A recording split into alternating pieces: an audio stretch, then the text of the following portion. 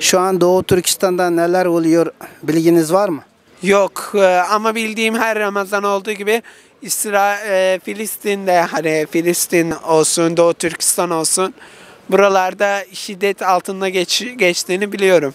Ama bu Ramazan nasıl, bu Ramazan diyor hani farklı geçiyor gibi umut ediyorum ama şiddet vardır. Kahrolsun Çin diyorum, kahrolsun İsrail, kahrolsun Amerika, kahrolsun emperyalistler diyorum. Kahrolsun hani bu Müslümanlara şiddet uygulayanlar, Suriyelilere, Filistinlilere, bu Doğu Türkistan'daki Müslüman kardeşlerimize, Arakan'daki Müslüman kardeşlerimize Çin zulüm uygulayanlar kahrolsun.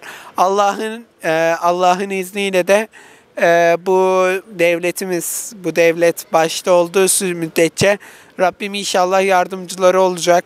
Yanındayız. O Doğu Türkistan halkının yanındayız. Hani şey olarak Türk halkı olarak onların yanındayız ve onların yanında olmaya devam edeceğiz.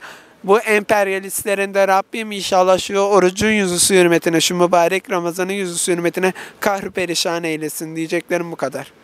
Sorabilirsiniz ama fazla bir şey bileceğimi zannetmiyorum Doğu Türkistan. Buyurun. Şu an Doğu Türkistan'da neler oluyor bilginiz var mı?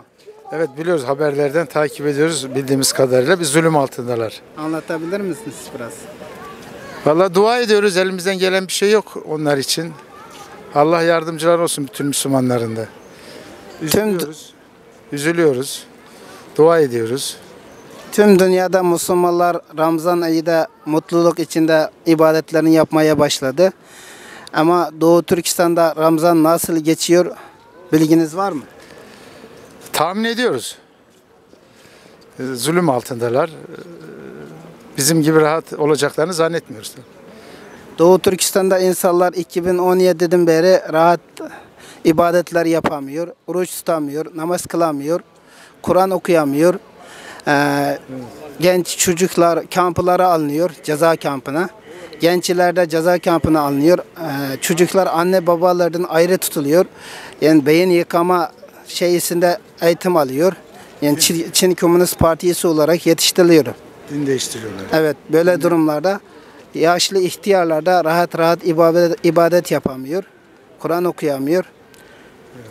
Böyle durumlarda buna göre sizin bir diyeceğiniz var mı? Allah yardımcıları olsun. Bizim yapacağımız, elimizden gelen bir şey olsa elimizden geleni yaparız. Ama üzülüyoruz, dua ediyoruz. İnşallah bir an önce o sıkıntılardan kurtarırlar.